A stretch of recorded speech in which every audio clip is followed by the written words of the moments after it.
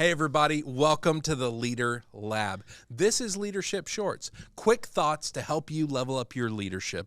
My name is Chad Wright. I am the founder of Forward Partners, and I am joined by Emily Grace Deal, our Chief Podcasting Officer. Emily, what are we talking about today?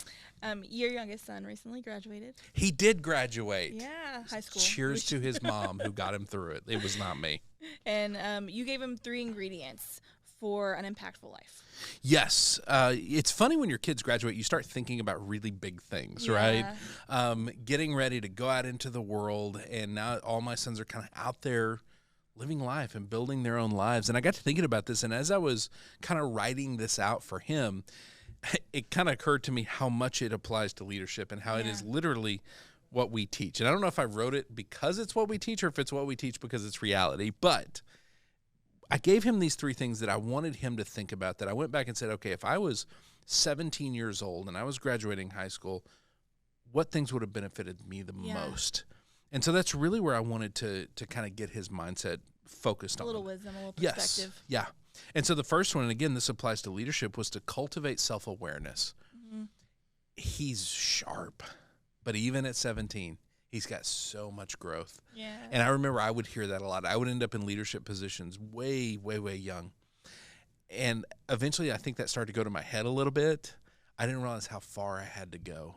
And I wish I had deployed way more self-awareness way earlier in life. Yeah, I was not aware of self-awareness. No, not at that age at all. And I see it in him sometimes, and it's great to see that self-awareness, for him to recognize his own flaws and to recognize the things that he's tempted to do that are good and that are not, and how to navigate all of that. Yeah. Like, I wish I had had a little bit more of that. And when I think of it from a leadership perspective, when we run into leaders that are not self-aware, they are stuck. Mm-hmm. They are trapped with the version of them that exists today. And the version of them that exists today, if there is no self-awareness, is usually not great. Yeah. They're usually doing damage all over the place. Yeah, and not aware. And have no idea. Yeah. And so I think that self-awareness piece is the biggest one for all of us in leadership. If we can learn to cultivate that self-awareness, man, we can do some really special things in terms of our own growth. Yeah, definitely. But we have to know that we need to grow in the first place. Mm-hmm. So that's a big piece of it. The second thing that I gave to him was to chase purpose. Yeah. It is so hard at 17, and I think it's hard for any of us, but it's so hard at 17 to look at your life in front of you and not view it through the lens of what job is going to get me the most cash the fastest. I was going to say, we talked about like making decisions based on a paycheck. Yes. At 17, that's all I was doing. But it's so funny how often we still get stuck in that mode. Mm-hmm. I work with people in their 50s and 60s that is the only thing they're thinking about. Now, I'm not saying we shouldn't think about it. It should absolutely be a factor. A huge factor. But it's not the highest. Mm-hmm. And I think through my life and how many times I made decisions based on money and the misery that usually caused.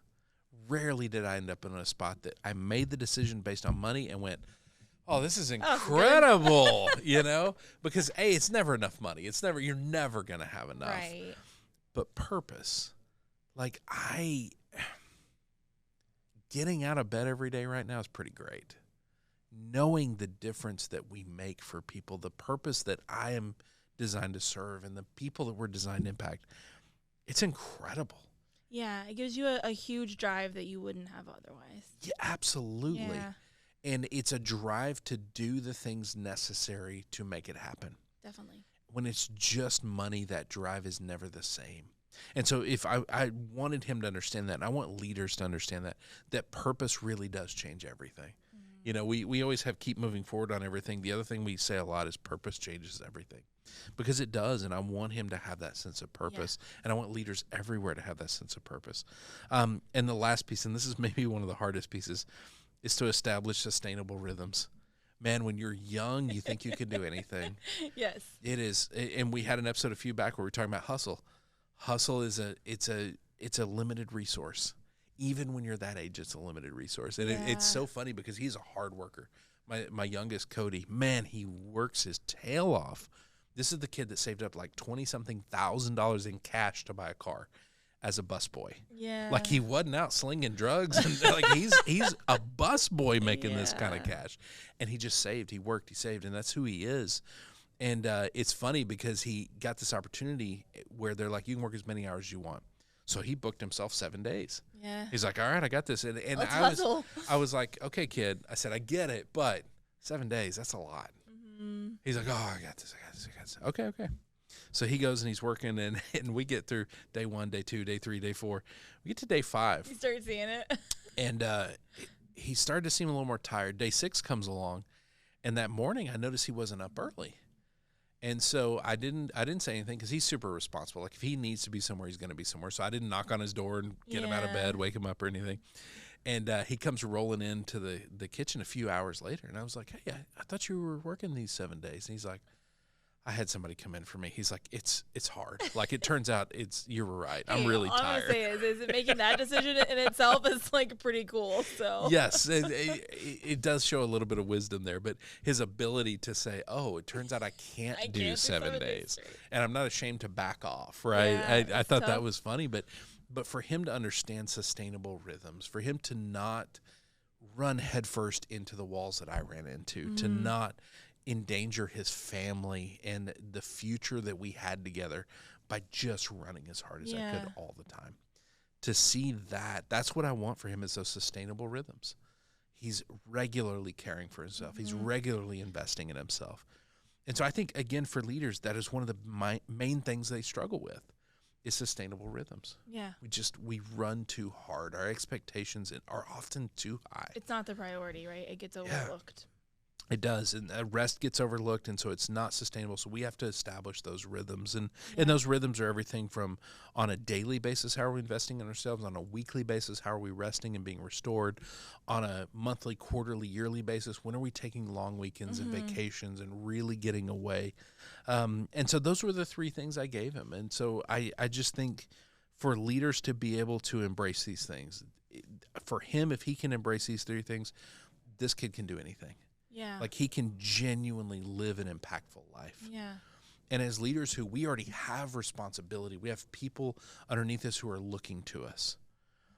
We already have that ability to deploy these things and transform a lot of lives. Yeah, these are 3 things that are very true for all of us. Yes, absolutely. And so if you're a leader out there, think about these 3 areas. Which of these 3 areas are you really strong in?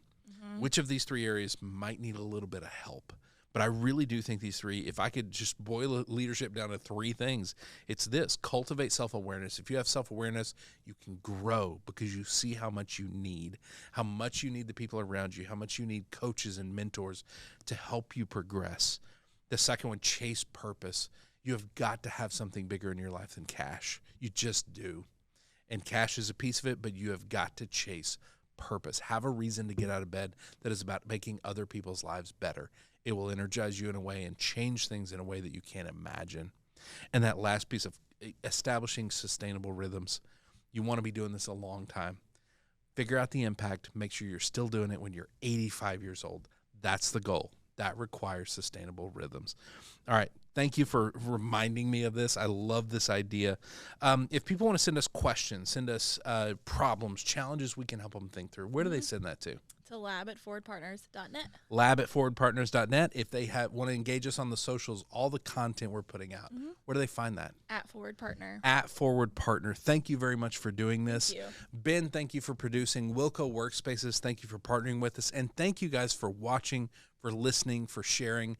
Please help us multiply the impact we can have by sharing this with fellow leaders, because we genuinely believe that these are some of the keys to showing up and changing lives. Yeah. Thank you for joining us. We will see you next time right here in the Leader Lab for Leadership Shorts.